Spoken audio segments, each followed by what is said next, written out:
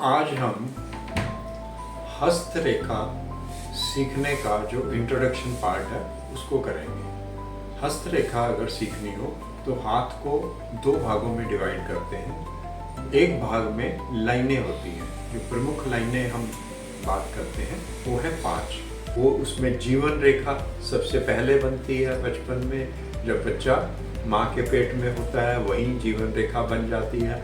इसके बाद होती है हमारी हेडलाइन, जिसका स्टार्टिंग पॉइंट एंडिंग पॉइंट जब हम हेडलाइन करेंगे या ब्रेन लाइन कहते हैं या मस्तिष्क रेखा कहते हैं। उसके अलावा हृदय रेखा होती है हमारी। हृदय रेखा कहाँ से शुरू होती है, कहाँ पे एंड होती है, उसके किस तरह की होती हैं, क्या उसमें नुक्स होते हैं। नुक्स का मतलब है उसमें क्या त्रुटियाँ पाई जाती हैं और उस त्रुटियों का मतलब क्या होता है। और दूसरा भाग होता है स्ट्रक्चर, यानी कि हाथ की बनावट। हाथ की बनावट में हाथ के टाइप्स होते हैं, कितने टाइप के हैं, स्क्वायर है, कोनिक है, एलिमेंट्री हाथ है, इस तरह से 7 टाइप होती हैं हाथ की। दूसरा, हाथ की उंगलियों कितनी लंबी हैं, ऊपर से तिकोनी है और आपस में उनका डिस्टेंस कितना है। या फ्लेंच, जो उसमें फ्लेंच होते हैं, ये जो 3 फ्लेंच होते हैं, इनका क्या महत्व होता है। और इसके अलावा हमारे हाथ का कलर, हम मेनली 5 कलर्स लेते हैं।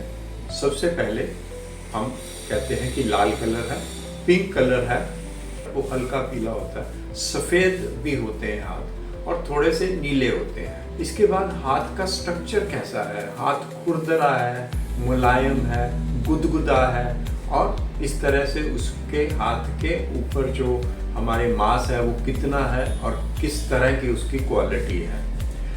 सबसे इम्पॉर्टेंट जो हाथ में होता है वो है अंगूठा। अंगूठा हमारा कितना लंबा है, एवरेज है या छोटा है। उसके अलावा हाथ में जो 2 बने होते हैं, अंगूठे पे जो 2 बने होते हैं फ्लेंच, इनकी बहुत महत्वता है। ऊपर वाला फ्लेंच कुछ और दिखाता है, नीचे वाला कुछ और दिखाता है। इसके अलावा अंगूठा जो है वो उंगली, जो हमारी ये वाली उंगली है, उसके कितना पास है, या बीच में है या बिल्कुल नीचे है।